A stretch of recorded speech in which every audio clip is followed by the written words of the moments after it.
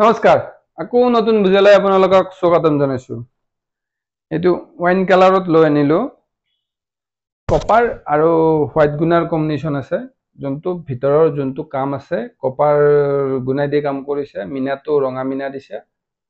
আৰু ফন্টত যোনটো আসল আছে আসলটোত হোৱাইট গুণা দি কাম কৰিছে মিনাটো কিন্তু ৰঙাই দিছে ইয়াৰ এইবিলাক সাইড পটি এটো কমৰ বেন এডাল দিছে ইয়াতো ইয়াৰ ব্লাস্টটো একলগে আছে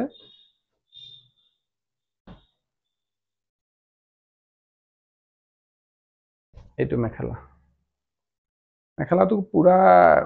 আঠুৰ ওপৰলৈকে কাম আছে এটা হেভি বিলাকত সব ওপৰলৈকে কাম দিয়ে